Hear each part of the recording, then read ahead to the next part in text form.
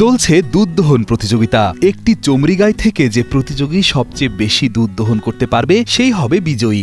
একই সাথে 1000-এর বেশি চমড়ি গাই বা কালো ইয়াকের দুধ দহন করার এই অদ্ভুত প্রতিযোগিতাটি অনুষ্ঠিত হয় চীনে।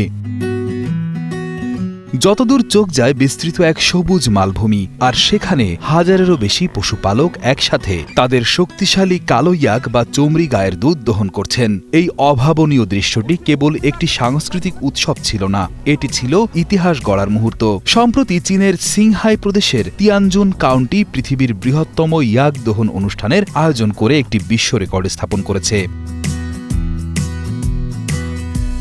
এই বিশাল আয়োজনে 1000-এর বেশি ইয়াকের দুধ দহন করা হয়, যা এই অঞ্চলের যাযাবর সংস্কৃতি এবং পশুপালনের ঐতিহ্যকে বিশ্বের সামনে এক নতুন আঙ্গিকে তুলে ধরেছে। প্রতিযোগিতাটি অনুষ্ঠিত হয় এমন একটি জায়গায় যার গড় উচ্চতা ছিল 4000 মিটারেরও বেশি। এই উচ্চতা মাউন্ট এভারেস্টের প্রায় অর্ধেক। এই উচ্চতায় অক্সিজেনের অভাবে অন্যান্য প্রাণীর জন্য টিকে থাকা কঠিন, কিন্তু শক্তিশালী ইয়াকের জন্য এটি আদর্শ বিচরণভূমি।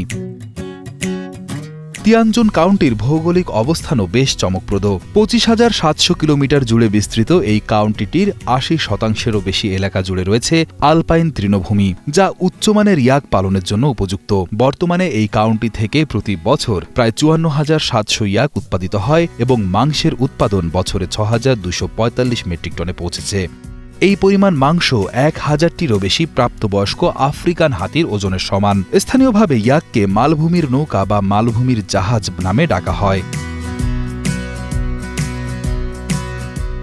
এর কারণ এই কঠিন ও প্রতিকূল পরিবেশে যাযাবর জনগোষ্ঠীর জীবনযাত্রা ইয়াকের উপর বহুলাংশে নির্ভরশীল। দুর্গম পাহাড়ি পথে মালামাল পরিবহন থেকে শুরু করে দুধ, মাংস এবং পশমের মতো অপরিহার্য চাহিদা মেটানোর জন্য ইয়াকই তাদের প্রধান অবলম্বন। ইয়াকের অর্থনৈতিক গুরুত্বের পাশাপাশি এর সাংস্কৃতিক তাৎপর্য অনেক।